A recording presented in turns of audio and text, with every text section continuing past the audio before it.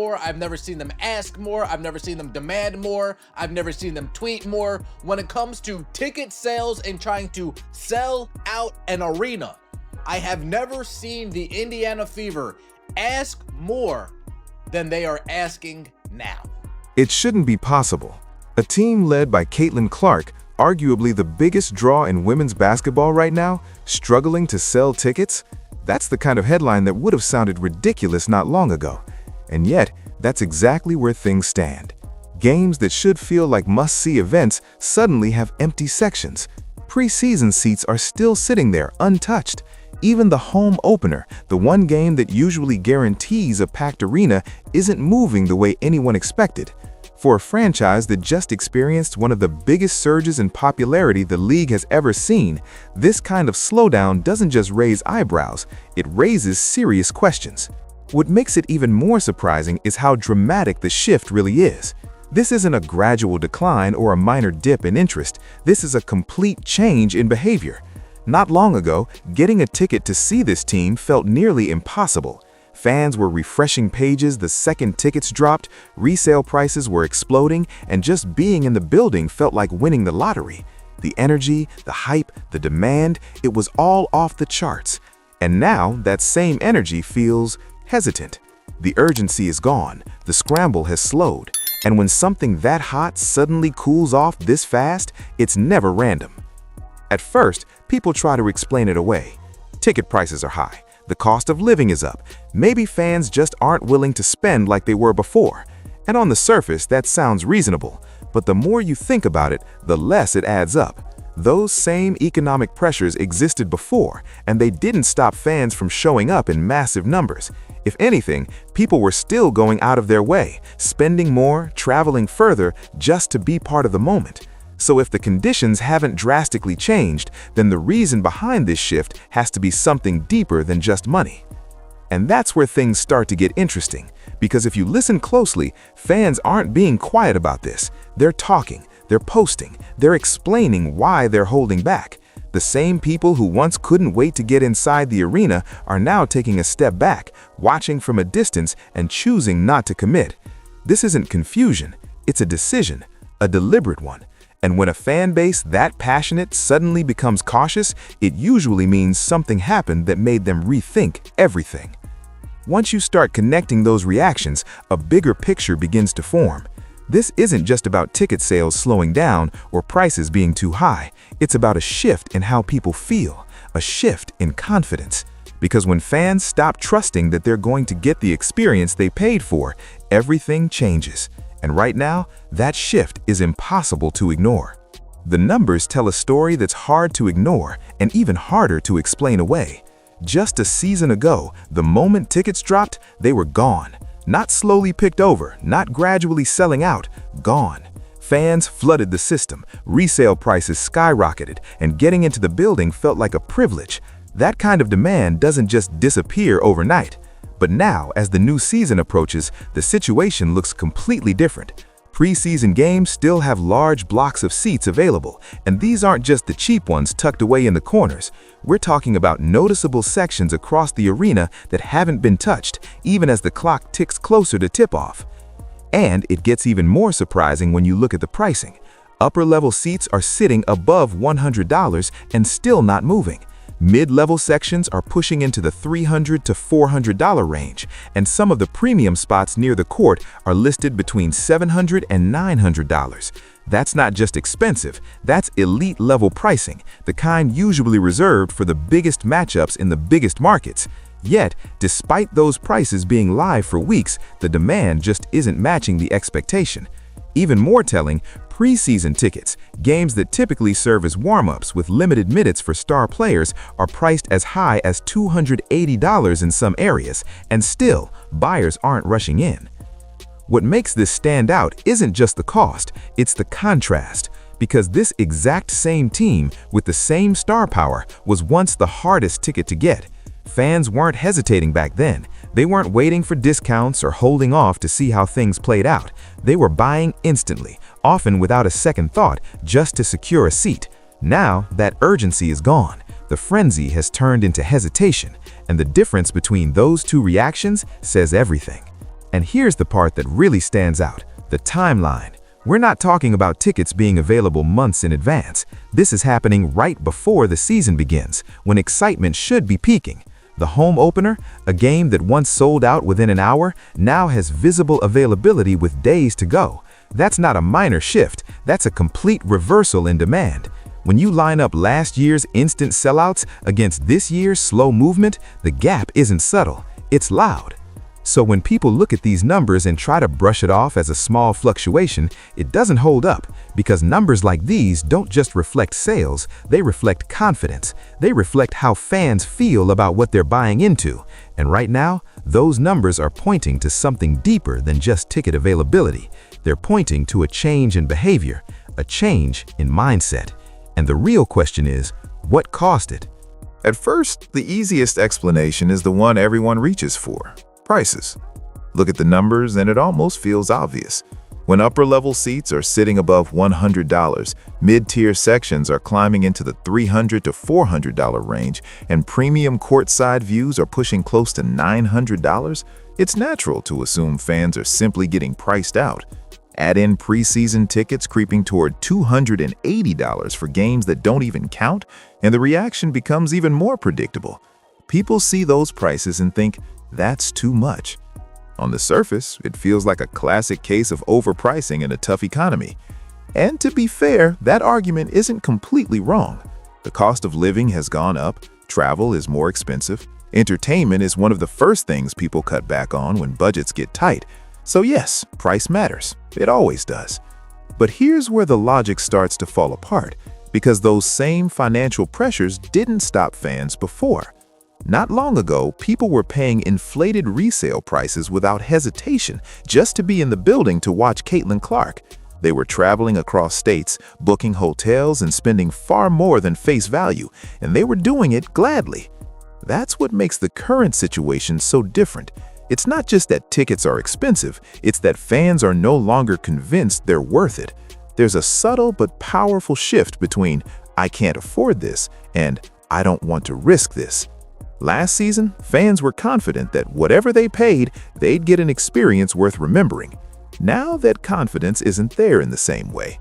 The hesitation isn't purely financial, it's emotional, it's psychological, it's based on what people believe they're actually going to get in return. Because when people trust the product, price becomes flexible. Fans will stretch their budgets, justify the cost, and even overpay if they feel certain about the experience. But when that trust starts to crack, even reasonable prices begin to feel expensive. Suddenly, every dollar feels like a gamble, every purchase feels like a risk, and instead of rushing to buy early, fans start waiting, watching, and holding back. That's the shift happening right now. It looks like a pricing issue on the surface, but underneath, it's something much deeper. The numbers haven't just changed, the mindset has. And once that mindset shifts, lowering prices alone won't fix the problem, because this isn't just about what tickets cost, it's about what fans believe they're actually paying for. This is where everything really starts to unravel, because for a lot of fans, the turning point wasn't the prices, it was the experience they had last season. And it all centers around how the team handled injuries, especially with Caitlin Clark. When she went down, the updates that followed didn't bring clarity, they created confusion. Day-to-day became the default label, but it didn't actually tell fans anything. One game she might be close, the next she's unavailable, and the decision often came so late that people had already committed their time and money. There was no clear timeline, no consistent messaging, just a constant state of uncertainty. And for fans, that uncertainty came at a cost. People weren't just casually attending these games, they were planning trips around them, booking flights, reserving hotels, taking time off work, all with the expectation of seeing the biggest star in the sport on the court. Then they'd arrive, sometimes after weeks of anticipation, only to find out she wasn't playing, not warming up, not even available, just out. And while injuries are part of sports, fans understand that. It wasn't the injury itself that frustrated people. It was the feeling of being left in the dark until the last possible moment. There's been a lot of discussion online about those experiences. Some fans have shared stories about traveling long distances, spending significant money, and walking into the arena with no real idea of what they were going to get. Others have said they kept buying tickets during that stretch, hoping each time would be different, only to feel disappointed again. And to be clear, these are fan perspectives, what they felt, what they experienced, not confirmed intent from the organization. But perception matters, and when enough people start sharing the same kind of story, it begins to shape how the entire fan base feels. Because from their point of view, it started to feel like they were being asked to commit without being given honest expectations. The updates didn't match the outcomes. The optimism didn't match the reality.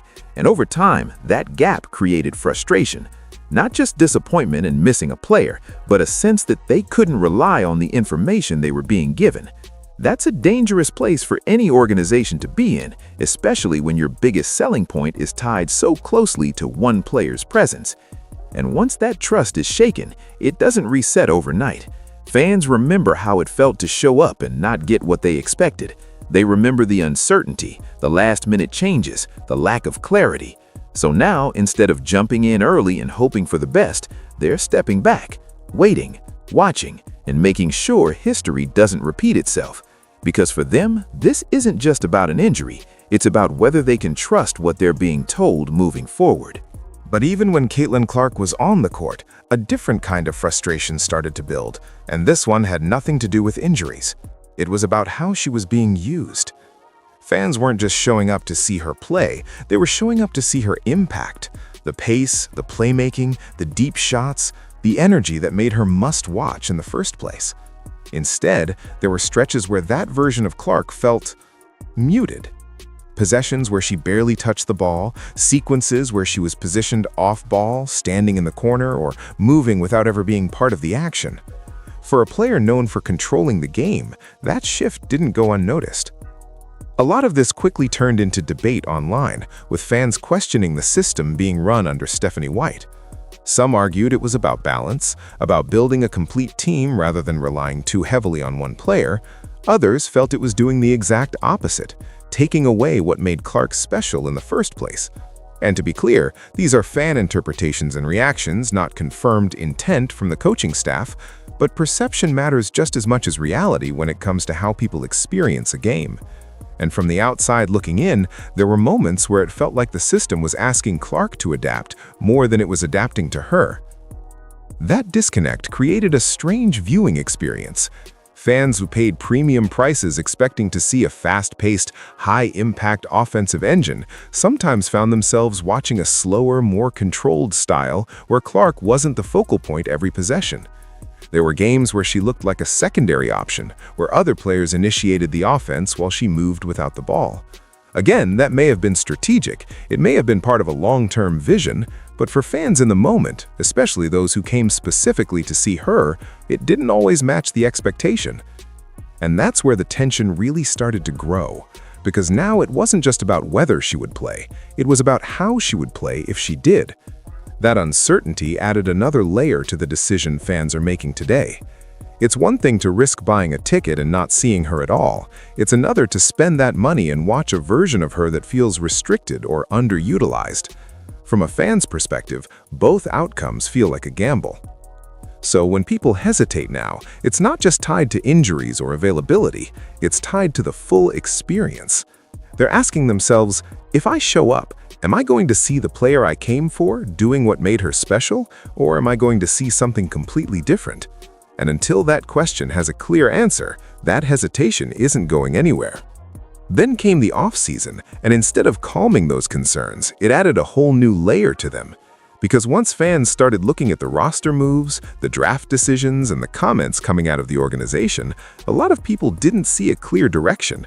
In fact, many felt the opposite. There was a growing sense online that the team wasn't fully aligning its moves with what made Caitlin Clark so effective. Again, that's not a confirmed internal strategy. That's the perception forming among fans as they try to make sense of what they're seeing. One of the biggest talking points has been the roster construction itself. There's been a noticeable focus on adding more guards, even though the team already revolves around a high-usage playmaker. To some observers, that raised a simple question. If you already have a player who thrives with the ball in her hands, why stack the roster in a way that could potentially take those opportunities away? At the same time, there were discussions around draft choices and positional needs, with some fans suggesting the team passed on size or front court depth in favor of more backcourt options. None of this proves anything on its own, but when you combine it with last season's concerns, it starts to feel like a pattern to certain parts of the fan base. Then there were the comments. Statements about managing minutes, long-term development, and controlling how players are used started circulating, and fans paid close attention. Some interpreted those remarks as responsible planning, others saw them as warning signs that the same issues from last year, limited usage, unclear roles, might continue. And when Lin Dunn publicly pushed back against criticism, even labeling some of it as complaining, that only intensified the conversation. From the organization's perspective, it may have been about defending their process, but from a fan's perspective, it felt dismissive. That disconnect is what's really driving the reaction now, because fans aren't just reacting to one decision, they're reacting to a collection of signals. The way last season unfolded, combined with what they're seeing and hearing now, has created doubt. Not certainty, not outrage, but doubt. And doubt is enough to change behavior. Instead of jumping in early, people are stepping back and asking questions. They're trying to figure out if the team is actually building around its biggest strength or if it's trying to force something else entirely. And that uncertainty is exactly why the hesitation hasn't gone away. Because in the minds of many fans, the offseason was an opportunity to fix what didn't work, to reset the narrative, to rebuild confidence. But instead, it seems to have done the opposite, raising more questions than answers. And when questions start piling up like that, people don't rush to spend money, they wait. And that hesitation is showing up in the one place organizations feel it the most, the wallet. What's happening right now isn't random, and it's not passive. Fans are making a conscious decision to hold back. Instead of buying tickets months in advance like they did before, they're waiting, watching how things unfold, seeing how Caitlin Clark is used, how the rotations look, how transparent the updates are. It's a completely different mindset from the urgency we saw before, and it's changing the entire demand curve. Because from a fan's perspective, this isn't just about attending a game anymore. It's about managing risk. Last season created a scenario where people felt like they invested early and got burned. Whether it was uncertainty around injuries, unexpected absences, or a version of the on-court product that didn't match expectations, those experiences stuck. So now, instead of committing up front, fans are choosing flexibility. They'd rather wait until the day of the game, or even skip entirely, than lock themselves into something they're not fully confident in. You can see it in how people are talking. There's a growing wait-and-see attitude, where fans are essentially saying, "Show me first. Show me she's playing. Show me how she's being used. Show me that things are different this time." Only then will they consider spending the kind of money these tickets are asking for. And that shift is powerful, because it flips the entire relationship. Before, the team had the benefit of the doubt. Now they have to earn it back. What makes this even more significant is that this behavior isn't emotional, it's rational. Fans aren't turning away because they've lost interest. If anything, the interest is still there. People still want to watch. They still care. But they're being more calculated. They're treating it like any other high-cost purchase. If the value isn't guaranteed, they're not rushing in. They're protecting their time, their money, and their expectations. And that's why lowering prices alone won't instantly fix what's happening. Because this isn't just about affordability, it's about confidence. Until fans feel certain that what they're paying for will match what they're expecting, that hesitation will remain.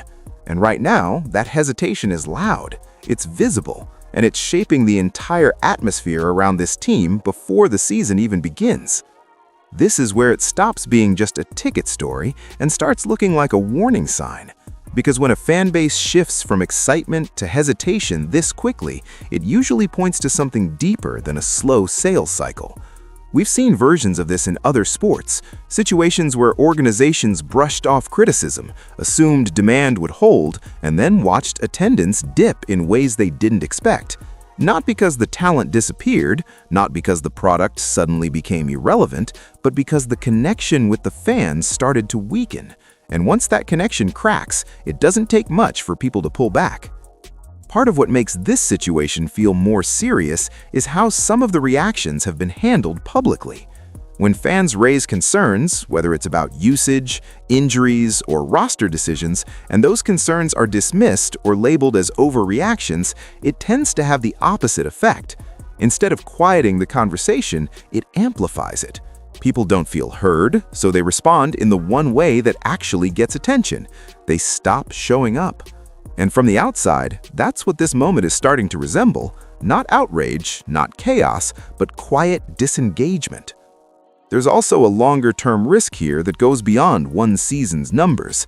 Right now, the team still has the attention. They still have one of the most talked-about players in the sport in Caitlin Clark. The spotlight hasn't gone anywhere. But attention and loyalty aren't the same thing. Attention brings people in once. Loyalty is what brings them back again and again, even when things aren't perfect. And loyalty is built on trust, on the belief that the experience will match the expectation. When that belief starts to fade, even slightly, the effects don't always show up immediately, but they build over time. What's happening right now could be temporary. If the season starts strong, if the experience matches what fans are hoping for, the energy could come right back. But if the same patterns repeat, uncertainty, frustration, disconnect, then this moment becomes something else entirely. It becomes a turning point. Because fans aren't just reacting to what's happening now, they're learning from it. And once people change how they approach something, it's much harder to shift that behavior back. That's why this matters more than it might seem on the surface.